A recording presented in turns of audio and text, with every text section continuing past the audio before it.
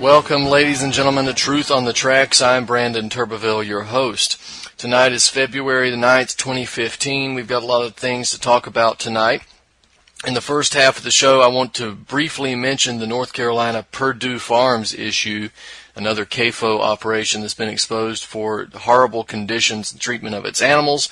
I also will mention the Ukraine issue, and if we have time, maybe get into John McCain a little bit, since he's leading the charge for war, as he always does. The second half of the show, however, we're going to discuss Syria. I have a guest, Afraa. She's a friend from Syria. She is living in Latakia, which is the northwestern portion of Syria. She's going to come on the show, and she's going to talk about the situation there on the ground, what her perspective is, the Israeli connection to death squads, and of course, the perspective of the Syrian people that are living there as well, what Syria was like beforehand, what it's like now, how they're trying to survive, and that sort of thing. So we will have her on the show. Also, there's going to be a companion video to that. We actually recorded the video yesterday, and we're going to play the interview tonight in the second half of the show. And the video of our discussion will be released on BrandonTurbeville.com. Of course, it'll be on YouTube, but you go to BrandonTurbeville.com to find it. So if you're listening to the show right now, you could probably go to BrandonTurbeville.com and find the video there at the top of the page, or at least scroll down a bit. It'll be there. Now, before we get into anything, I'd like to mention that you can find Truth on the Tracks here every Monday night and Friday night at 9 p.m. Eastern Standard Time, also being replayed on Saturday evenings at some point, and I need to get the time for that.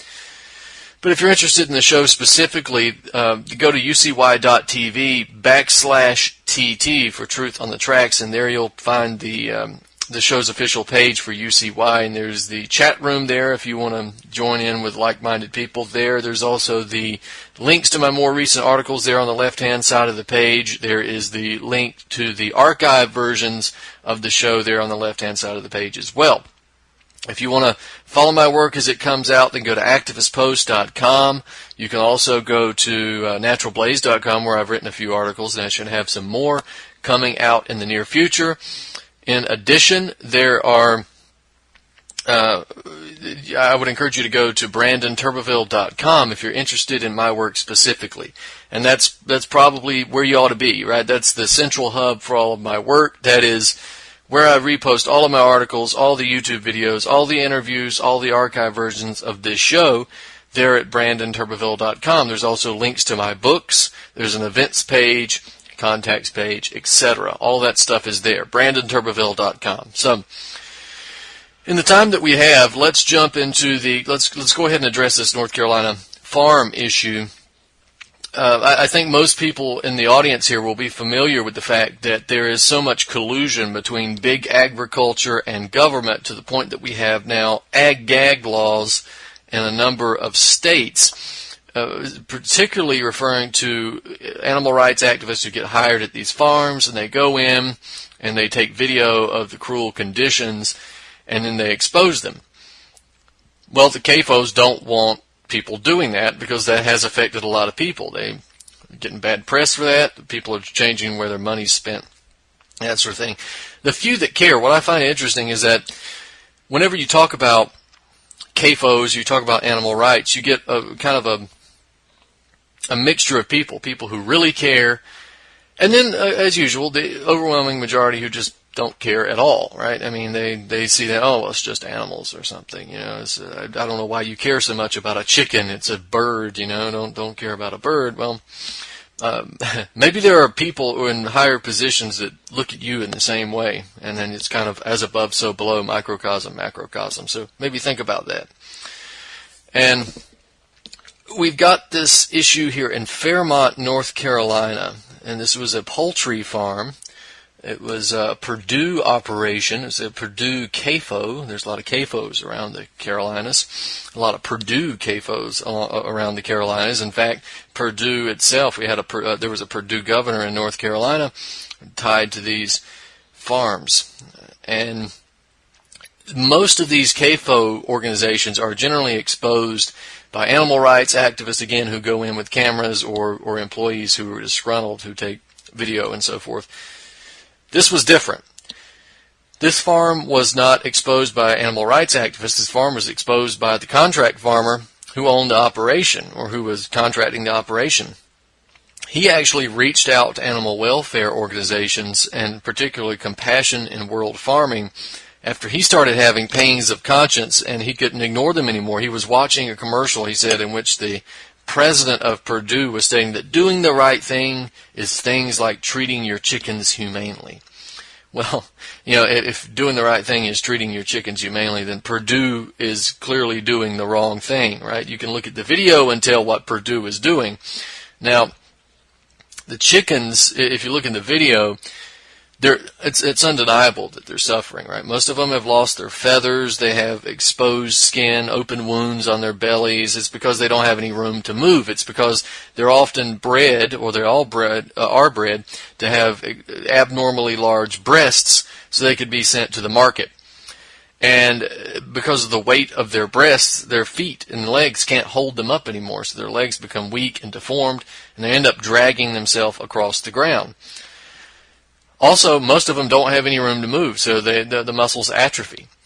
Now, again, you can see all this in the video, but a lot of them on their stomachs, their bellies, their skin is rubbed raw. They're bleeding. That's because they're dragging their bellies on the floor, but also because they don't clean up the chicken feces, right? They're walking on inches and inches of chicken feces, and so it produces this ammonia that eats away at their skin and their feathers. And there's also infections as well. So I have no any reservations, or no belief that the average person is really going to care about the suffering of these animals. I mean, admittedly, animals that they're going to eat, but what they might be concerned with is these chickens are marketed as being cage-free because they're not technically kept in cages. Right? A lot of these, they're not in small little boxes with chicken wire. But what they are, they're in a huge cage. They are in a cage, but they're in a huge cage. But it's a technicality. They can get out of that. Now, Purdue, of course, is blaming Watts for the state of the chickens. Watts says no, their condition that's the natural product of the requirements set forth in the Purdue contract. Now, Purdue recently settled a lawsuit with the Humane Society of the United States by agreeing to remove a line stating that the chickens were humanely raised. They removed that line from its packaging, but they still deny any guilt in terms of the inhumane condition. So they're forced to take off humanely raised from its packaging, but they're still saying it's humanely raised. And also note that the lawsuit came from the Humane Society, not the USDA, and that's just one more example of American regulatory agencies who are notorious for ignoring real issues and allowing inhumane, unsanitary, dangerous manufacturing and production methods to continue at the behest of these big agricultural firms. So that article, North Carolina farmer exposes Purdue farms for animal cruelty and false advertising, up at Brandon, Turbeville.com. Now, let's segue into the Ukraine issue briefly. We have this debate, and I should mention, a lot of my listeners are going to want to hear They may have tuned in to hear the vaccine show this week. Well, maybe next week we'll talk about that, because I've got some things to say about that as well. But tonight we're going to do geopolitics. So Obama and the Obama administration is mulling the possibility of arming the Ukrainian government with lethal weapons. And this is a big discussion going on right now. It's the U.S. government, whether or not we're going to provide lethal weapons to the Ukrainian fascists and neo-Nazis and so forth over there in Ukraine. So the idea is that this is a debate, right? We're trying to determine whether or not we should send them lethal assistance. You know, lunatics like John McCain and Lindsey Graham, of course, want to do this. Others are suggesting, no, it's not a great idea. But we've got a report from New York Times. This is the NATO military commander, General Philip M. Breedlove, and he is sort of leading the charge in support of this U.S. move to arm the Kiev junta with lethal weapons. We've also got Captain Gregory L. Hicks, who's spokesman of the Navy, told the New York Times, General Breedlove has repeatedly stated that he supports the pursuit of a diplomatic solution as well as considering practical means of support to the government of Ukraine in its struggle against Russian-backed separatists. We've also got New York Times reporting that Secretary of State Skull and Bones John Kerry, as well as Chairman of the Joint Chiefs of Staff General Martin E. Dempsey, are open for discussions regarding the possibility of arming the Ukrainian military. We've also got Susan Rice, U.S. National Security Advisor. Remember the woman who claimed that Gaddafi was handing out stimulants for his army to rape women. Viagra, this is the Viagra queen. She's saying that that they're ready to entertain the idea of providing lethal assistance to Kiev. So we've got an independent report by and I say independent in scare quotes, by 8 former senior American officials, which is also urging Washington to approve for the next 3 years a $3 billion budget to provide defensive arms and equipment, including anti-armor missiles, drones, armored vehicles, and radar. This is coming from the Chicago Council, right? This is this report, of course, is the Atlantic Council, the Brookings Institution, and the Chicago Council. So that's up there. That's linked to in the article. But we've got here what the report says. The West needs to bolster deterrence in Ukraine by raising the risks and costs to Russia of any renewed major offensive. That requires providing direct military assistance in far larger amounts than provided to date, and including lethal defensive arms. The report also points out the urgent need to rearm Ukraine because of the outdated capabilities of the country's military. It says that light anti-armor missiles are necessary to battle volunteer troops of LPR and DPR, and that's the Lugansk and Donetsk People's Republics. The report says that the recent passage of the Ukraine Freedom Act, that's the bill that really authorized the president to provide lethal and non-lethal aid to Kiev, among other things, including anti-tank weapons, ammunition, troop-operated surveillance drones, all that stuff. So all this consideration, all this mulling, all this debating about whether the United States should provide lethal weapons to Kiev, the question is not really whether or not the United States is going to do that. The question is whether or not they're going to do it openly, because it's well known that the American military has been heavily involved in Ukraine for at least a year, right? We've got reports that there are American military mercenaries, so we call them contractors, I guess is what Chris Kyle became after he left a career of being a fully employed mercenary by the U.S. government, slaughtering people overseas. He became a private mercenary when he came back, better money. But we've got these guys involved as well in Ukraine. So we've got a report from RT in May 2014, and it's not just RT, but that's the one I'm choosing to use right now. There are other reports, but they have 400 elite mercenaries from the firm that's called Academy now, but that used to be Blackwater. And there's reports show that these mercenaries are taking part in the Ukrainian military operation against anti-government protesters in southeastern regions of the country. And that came from, again, RT and German media, and this was in May 2014. The German media newspaper, I believe, was Bild am Sonntag, right?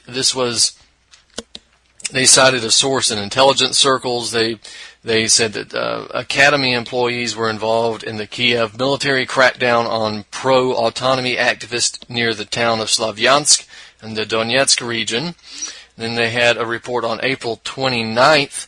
The German intelligence service, the BND, informed Angela Merkel that the mercenaries' participation in the operation was taking place, and it says they're not clear who is commanding the contractors or paying for their service, but I think we could imply who that was. The Ukrainian government's broke, so who else is paying?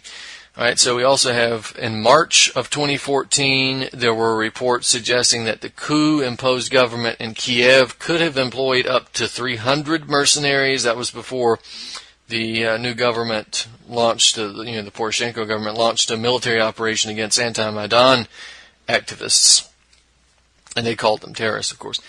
We've also got reports from Sputnik relating the activities of Blackwater and Academy fighters in Ukraine. We've got a report on December 31st. The agency is reporting that they're going to train an experimental battalion of 550 Ukrainian soldiers in urban warfare next month, and the source stated that it would be the monetary value of the training would be about $3.5 million, with including marksmanship, operations by assault groups in urban conditions, close combat and logistic support for the battalion. All right, so this is areas that Blackwater is familiar with from its time in Iraq, and if their deployment there is any indication, they should expect some tragedy in Ukraine, some carnage in Ukraine, some human rights violations. Well, that's already taking place. So there's that. Now, some people have attempted to discount the presence of Blackwater mercenaries on the ground. Well, not necessarily dispute that they're Blackwater mercenaries, but they're disputing that it's U.S. involvement, that U.S. boots are on the ground, because they're saying, well, this is private contractors, it's not official U.S. troops. But you got to remember, the U.S. has already committed a number of military personnel to Ukraine in the form of advisors, and that's the famous American designation that has preceded several of our quagmires. Right? We've got June 2014, Chuck Vinch, writing in the Military Times, says a small team of American military advisors will soon head to Ukraine to assess that embattled nation's mid- and long-term needs for defense reform.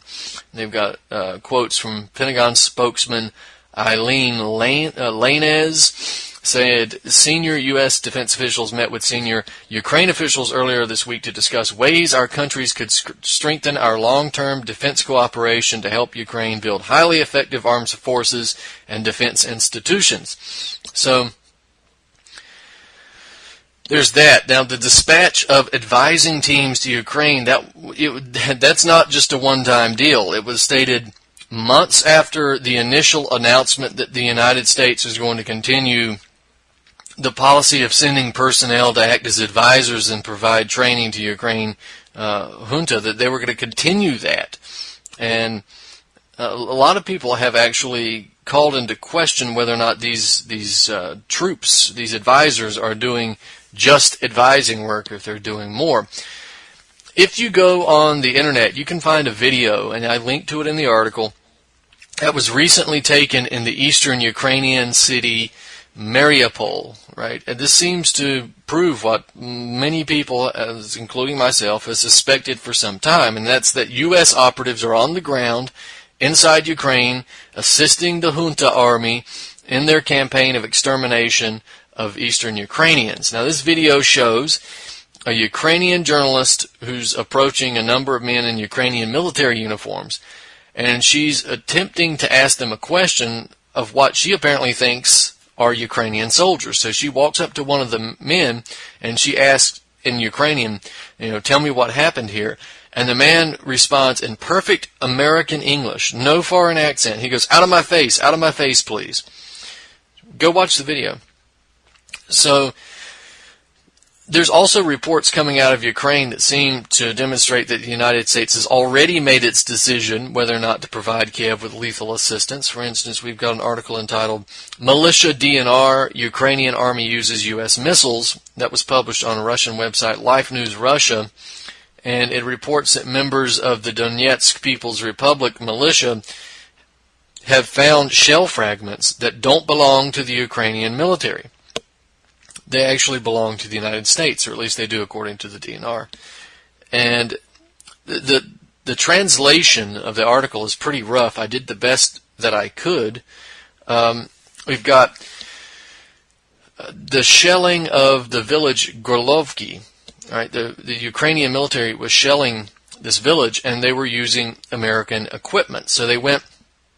Again, Donetsk militia went to Life News, and they showed them this, and they showed them that there was the shell fragments.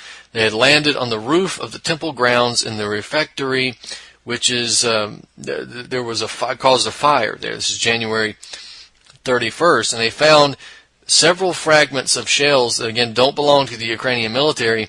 They're not Soviet or post-Soviet military equipment from Russia, but they're actually the U.S., right? They say there's a special projectile, 155 caliber self-propelled artillery of the M109A1 American production, which is used by NATO countries. And so that's what they found. They also found the Gorlovki militias are increasingly finding shells which are similar to the ones they found at the temple that I just mentioned, right? There's only the size of a smaller caliber that are than the Ukrainian arms, which is only 75 millimeters. They found a 75 caliber projectile. So there's that. They've also got the Ukrainian militia saying that they're intercepting some communications from the Ukrainian military, but what they're finding is that there's presence of foreign fighters in those battalions. They get radio intercepts, and they say that they hear phrases in English and Polish, okay, both NATO countries. So now let's check our time here because we got to be moving on. We've got a few more minutes. We've also got evidence corroborating the claims of intentional targeting of civilians on the part of the Kiev regime. They've got a report by REN TV. That's a major Russian news network. It's privately owned. It's not owned by the government. And it's actually not friendly to the Russian government, generally speaking. It's more of an oligarch-owned news station. They were covering a skirmish that took place in Ozeryanovka. Right, the journalist got an upfront look at the artillery coordinates of the Ukrainian military. These coordinates were civilian targets. So basically what happens is that there is shelling taking place. The Ukrainian government is shelling the village. They're shelling Ozeryanovka. And the Ukrainian militia, the eastern Ukrainian militias, launch a counterattack on the shelling positions, and the individuals, the Ukrainian military personnel that were there shelling, take off running. They leave their blankets, they leave their food, they leave everything, including the coordinates for the shelling. And what they found was that the targets were actually, they weren't military positions, or they weren't militia positions. What they were restaurants, cafes, markets, that sort of thing, right? They say here. Let's read the transcript of the REN TV report, and here's what it says.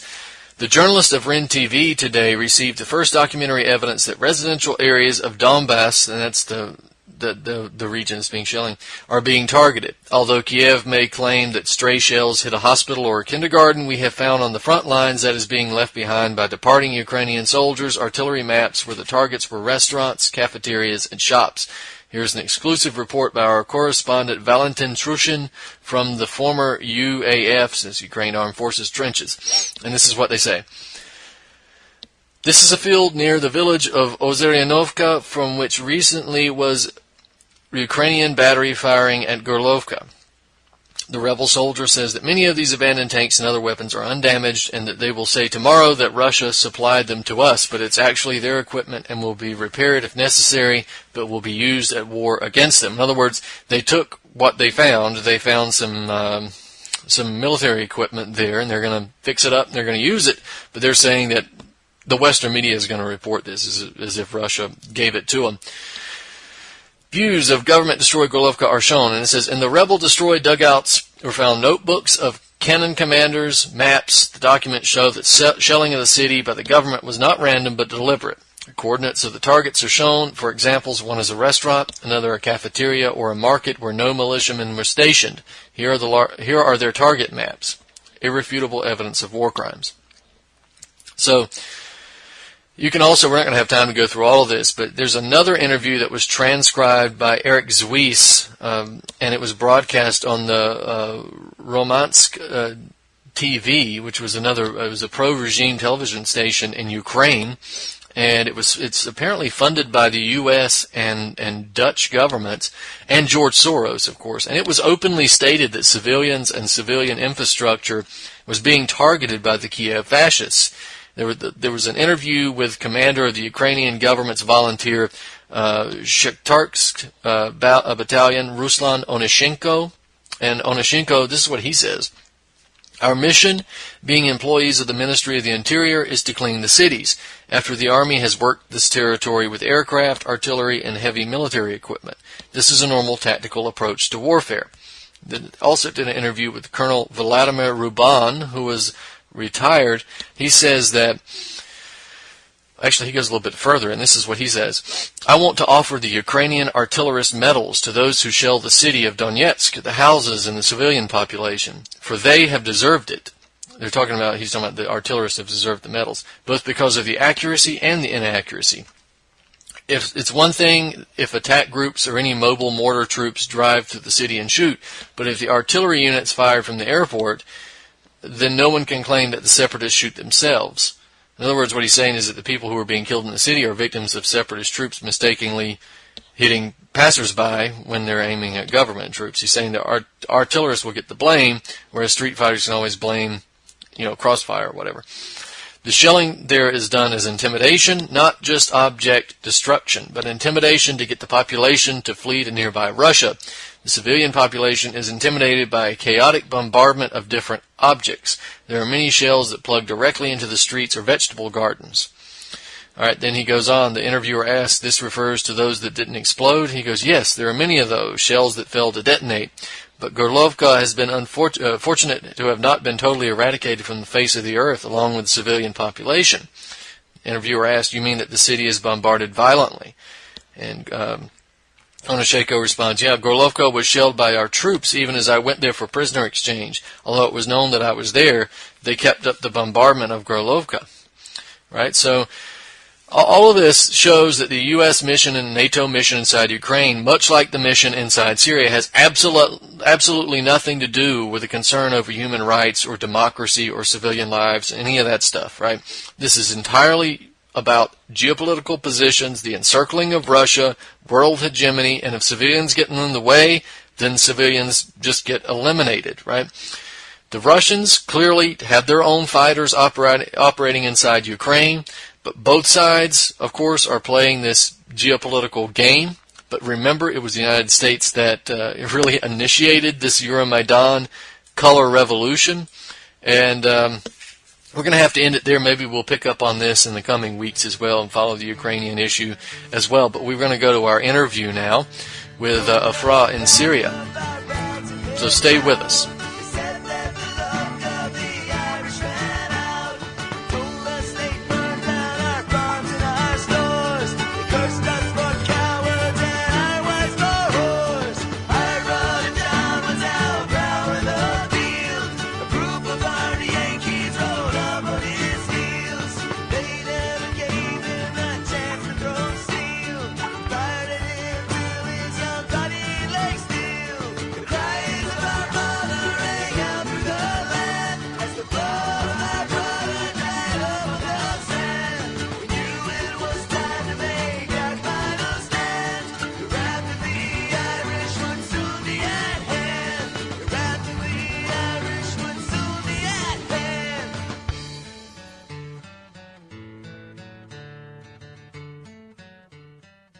So I'm here with my friend Afraa from Latakia, Syria. She's in Latakia right now, and she's going to give us a perspective, a Syrian perspective, from someone who's actually in Syria right now and who's suffering under this destabilization and invasion campaign against the Syrian people and the Syrian government. So she's going to give us her perspective. So, Afraa, welcome, and you wanted to talk about the sanctions first and what kind of effect the sanctions are having on the Syrian people. Yes, hello from Syria. Hello. Hi. First of all, yes, I want to talk about sanctions on Syrian people. All the time, the West leaders talk about sanctions on our government, but in reality, it is on Syrian people. When they imposed sanctions on Syria, economic sanctions, they affected our lives. They fight us in our food, in our medicine. You cannot take now your currency. Our currency now is down, so everything is expensive. So we cannot live as we used to live in good way. Also, no medicine now. You cannot have medicine, not because also of sanction. The rebels, the so-called rebels, what they do, they destroy the factory of medicine. So you can see they are continue each other here. So this sanction is not only on governments, it is on people. So they don't want to help Syrian people. They destroy our life actually. This is my point here. Yeah, why don't you tell some of the viewers what Syria was like before a lot of this stuff happened. I think a lot of Americans have a very different view of Syria than what was the truth, because a lot of them think of Syria as a big desert where no one had running water or civilization, but that's not true. So why don't you tell people what Syria was like before the so-called rebels became involved? Anyway, yeah, I will answer you. But anyway, the so-called rebels, I don't call them rebels. They are real criminals. They are not real people as us, They all the time bomb schools, primary schools, you see in homes. And also the last one was in a street close to a university, only 500 meters distance away from the university. All the time victims are civilians. Is that freedom? Is it freedom seeker or what? I don't know. It's clear they are not freedom seekers. And about Syria, Syria was peaceful, full of peace and secular country. You can see all kinds of people, all religions, every country, from Lebanon, from Syria, from Armenia, from Syria was all the time a motherland for all, you know that? And now what? No, it's painful what's going on now here. And exhaustive all the time attack the sensitive points of schools, of kids, of university, of hospitals. Yesterday and before were missiles on us. They raining down missiles on civilians in Damascus, in Latakia. The one of them called Zahran al-Lush, a leader of the Jaysh al-Islam. They called this group Islamic military. And he announced on Twitter and everywhere, we will rain down the Syrians by missiles. And where is the freedom here? Why to ask to send more weapons to such rebels? I don't know. Every country has many parties, and no one should arm party another one for the presidency, I think. And there is also a point I want to take about assassination of scientists. In 2011, they assassinated a nuclear engineer called Aus.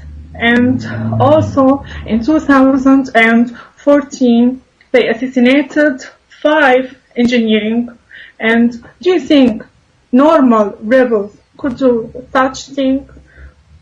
I know it's not logic. You can see there is someone behind the scene, mastermind. And here I want to connect between two issues. Before this war, in 2007, the Israeli Air Force attacked a site in northwestern in Syria, and they bombed and destroyed it, the building there. And their intelligence of US and also Israel claimed that this site was for plutonium processing site. So you can see same line, same acts, rebels and the West and Israel. So they are not Syrians. They didn't want freedom. And when we fight those terrorists, and before ISIS, they do the same acts.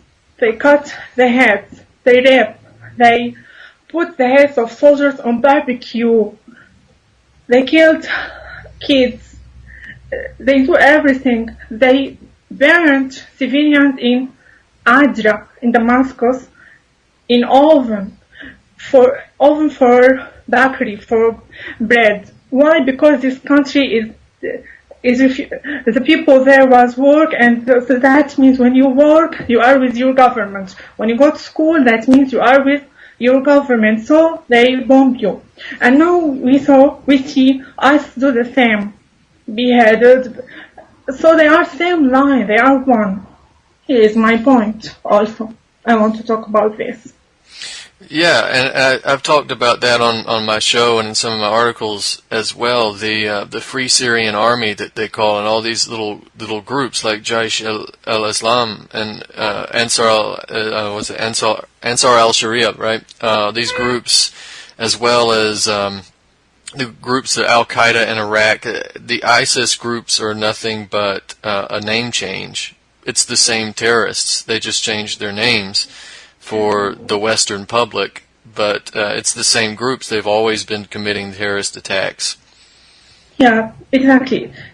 Just the name changed, and they are the terrorists. And when we fight them, the Western media said Assad is killing his people.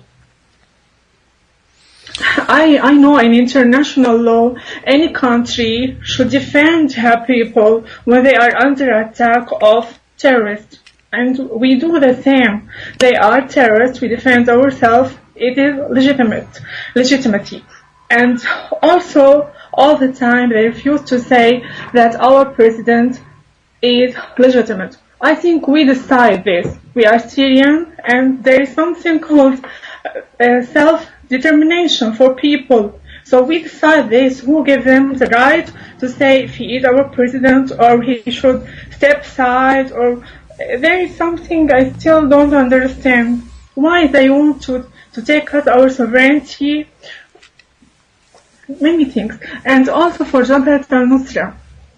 It is just a branch of Al-Qaeda, And you can see them, thousands of them, in the border of occupied Golan Heights. So, hand by hand with Israeli soldiers, they got treatment in Israeli hospitals, also in Turkey. And if you remember that the Vice President Joe Biden announced that her allies Erdogan and Qatar was helping those fighters, and later those fighters are terrorists, so they are not rebels. He said that. And so the point is clear. We don't kill people. Our government didn't kill us. We just fight against terrorists as any nation. And all the time, President Obama talks about Syria as a minorities, but we are nation. We are nation of colors, as a garden. We all one. We don't think of religion or such issue. Syria was so beautiful. You can walk anytime outside. I can wear what I want to wear, but no.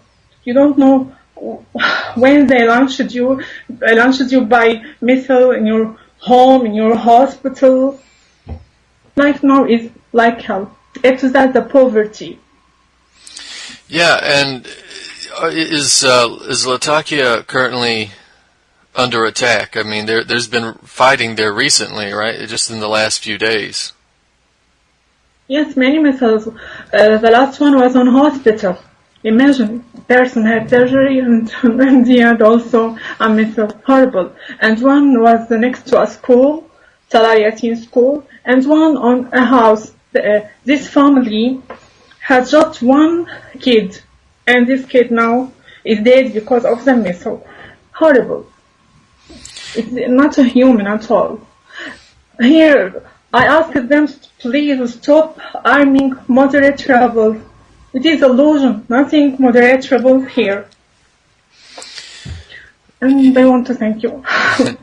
Well, the rebels are all the same, right? And it's funny you mentioned Israel's connection, because Benjamin Netanyahu actually had pictures taken shaking hands with ISIS terrorists in Israeli hospitals.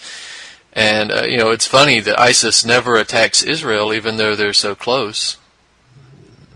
Yes, it's forbidden. A religious man of them said it's forbidden to attack Israel. Yeah, so here I have a couple of questions for you as well. What is the view of the Syrian government now of the Syrian people? I mean, before the death squads and terrorists started, killing people left and right in 2010, people were less supportive of Assad, but now people are more supportive of Assad now that these terrorists have started their acts, right? Yes, for sure. At least he is one of us, and we were living in good way as a human. No, it is terror, and horrible. Life now is real horrible. And if you want to mention refugees, even if some of those refugees against Assad, and now they live in Jordan or Lebanon or even Turkey. So if those Western policy want to help Syrian people, let them help those refugees. They isolate them in humble, poor camps. They didn't provide them any schools for the kids, any medicine. And in Saudi Arabia, they issued to marry the girls from those refugees underage. So how they want to help Syrians? Yes, with our president, it is better. It's a secular country. You are a human. Even when someone comes to us as a refugee, if not Syrian, we hug them. We treat them as Syrian, not isolated them in poor and something insulting them. Yes, we are supporting our president. We voted for him. Even disabled people want to vote for him. Even oldest people want. Even the kids. I have pictures for this. And if not, you cannot say, see, Syria is still standing on her feet till now. We are one. With our army, with our president. Well, here's another question for you. Are Syrians in general aware of who is really behind the terrorists right now? Do they really understand, the average person, do they understand that the United States and NATO and Israel are behind this? Yes. From the beginning, we know there is something wrong. When it's starting in Libya, you see the example in Libya. After they destroyed Libya and NATO bombing Libya, and now what? Did they rebuild the country? What's going on in Libya now? Something miserable. We know, because if really there is a revolution, so it should be peaceful. But protesters here were never peaceful. We don't know them. You see strange faces in Syria. from the beginning, and they are mercenaries from many countries, not Syrians. And if you want to change, not in this way, not you don't kill your brothers in homeland, you know that? For that, yeah, we know it's not real. Yeah, these guys from the very start, there was never any peaceful protest. They used snipers to shoot women and children on the way to school and on the way to the doctor's office, right? And why they don't help the Palestinians if they are really want to help people and they are so human? And look at Palestine. Someone help Palestine, not Syrians who are living in good life before this. Are the Syrian people concerned about a potential war, a direct war with the U.S. or with NATO or with Israel at this point? Do they think there's a threat of that? All the time, we have a neighbor named Israel, so we are worried. For that, Israel wants to weaken us, to weaken our army, and we know we have our enemy next to us. Yes. Yeah, and Israel has bombed inside Syria close to 10 times now in the last few years in support of Al-Qaeda. That's your president just referred to Israel as Al-Qaeda's Air Force, and that's what they are. As I told you, Jabhat al-Nusra Front is in their border, and they help them. And when our army achieved victory, and the Israelis here is ready to bomb and to help their agents, they fight instead of Israel, proxy war, and so they should help them. I read some article, I forget the number of the journalist, he is foreign, but he writes, let the Arab kill themselves by themselves, don't lose any foreign soldier. And you see Qatar, Saudi Arabia give big budget for this war against Syria. They financed those terrorists against Syria. If they give this money for Palestine to live, not to fight. Yeah, I think, this is my personal opinion. I think Saudi Arabia will live to regret that, because I think eventually that revolution that they've helped fund will be turned on them as well. In a way that's what they deserve, but for funding it, but a lot of people will suffer there as well. But the question of journalists, you mentioned scientists being assassinated earlier, but they've been targeting journalists as well, right?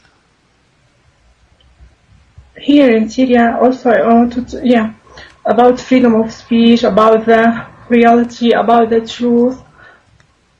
From the first time, the Western media and the mainstream media was spreading the lies about Syria to let people see what is going on here is that President Bashar is killing his people, and they banned our channel from broadcasting abroad.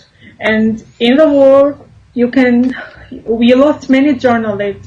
They targeting journalists all the time. In Malula, when we liberated Malula from Al-Nusra Front, they targeting and they shot a journalist called Hamza from Al-Manar TV, and our channel news TV Al-Akhbar, channel Al-Akhbar, they bombed it, and so that is not freedom, and they don't want you to see the truth. Syria had a relatively free media before the terrorists as well, right? There was more open discussion of what was going on in the world in Syria than most people think. Before I answer you, the charge will be off. Can I just charge it? Yes, sure. Just a moment. Sorry, just a moment.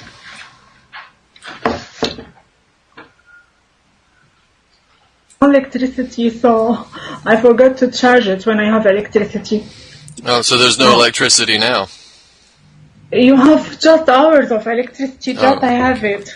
So you should charge everything. I forgot to charge it. Okay. So sorry. That's okay. Yeah, we were talking about the Syrian media. The Syrian media was it discussed many different things, right? It wasn't necessarily controlled to the point where no one could have an opposing view, right? It was a free media. Yeah, about Syrian media, I told you they bombed, they banned it from broadcasting outside, and in the other side there was many other medias in Al Jazeera TV. There is some religious channel in Saudi Arabia called Wisal. It was broadcasting for something for sex, to let us fight, to look like civil war. But for Syrian TV, it is banned, and not only that, bomb them and targeting our journalists. It was horrible. Yeah, I think a lot of Americans will be surprised to know, though, that there was free and open discussion in Syrian media, because we certainly don't have that here. But yeah, you mentioned again the targeting of scientists. That's been Israel has been heavily involved in that as well. The targeted assassinations of scientists specifically, correct? Yeah, the rebels couldn't do such thing without mastermind, without high tech. And they do the same. Israel bombed the sites, she suspects it's a nuclear site, and their agent, rebels, puppet, assassinated the scientists. And they called it revolution for freedom. Freedom of what? Of killing, murdering, of beheaded, of rape, of what? We don't have electricity. It's okay, we lost our beloved people, they killed them, it's okay. They bombed the schools of kids. I don't know what to say. It's not okay. No, even kids, they want to stop the life. You should be afraid, sit inside your home, don't go to your work. They want to destroy the country, you should leave or join them, but we are alive and we continue our life. Is the situation getting any better where you're at? Sometimes we feel, yeah, but it's better. But later, no. You see Israel enter the scene directly when it's necessary, and also the missiles everywhere, every day. It's a risk to go and to come, but we do it. By the way, it's a surprise, even me. I didn't know that we are like this. We can live like this and we can face like this. When I was watching TV for Afghanistan, I was there telling myself, oh my God, what is this? Now it is here, the same. Yeah, it's amazing what you can do when you have to do it. Well, we've got well over 100,000 people in Syria who have been killed, and the Western media blames every single one of those on Assad. And it's of course civilians are killed in battle, but I want to tell you. Sorry if I correct you. I want to tell you a story. A Syrian. One girl, refugee from Iraq, Iraq, before we know the ISIS. By the way, we call the ISIS Daesh here in our country. It was the name, before those there was a Free Syrian Army. And this girl was refugee. And they rent a home here in our building. So we asked her about them. She said horrible. Horrible. Like, you should. She is in vain, but you should cover your face, your hands. And later she went to their country and back because of Daesh. She said they make everything black and white, no color. It's not allowed to have color in your building. The church is black, the school also. And when they saw a girl, even if she is underage, if she is beauty, they took her to sex jihad, you know that? And so they came to here. I said to her, they are better than Assad. They are not very pro-government. She said, I wasn't pro-government, and also my family, but now we are. Because at least we can go and walk in peace and no one will rape or take us, or that's it. That's the situation. So Assad is at least good. At least a man of high education, and we choose him. As I told before, it's self-determination, and if they leave us in peace. What is the Syrian view, or the average person's view of Russia in all of this? Russia? Before this, no, we are so busy in missiles. But the first time when they when they used the veto against the war on Syria, we made demonstration to thank Russia and China. But now people are busy in many things. Our life is so hard now. Yeah, it's hard to keep up with all of the ins and outs of this if you're dodging missiles and terrorist bombs. Ladies and gentlemen, we've got to go for the night. I think I've actually gone over the show time, so hopefully this airs, but you can catch Truth on the Tracks every Monday night and Friday night at 9 p.m. Eastern Standard Time. This has been Truth on the Tracks. I'm Brandon Turbeville. We'll see you next week.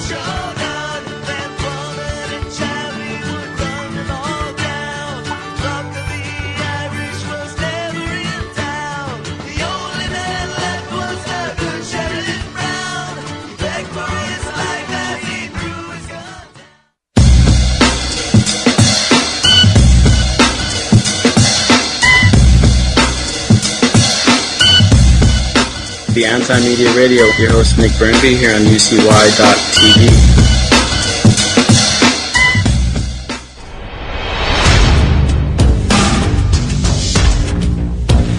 Truth on the Tracks you can catch every Monday night and Friday night at 9 p.m. Eastern Standard Time here on UCY.tv.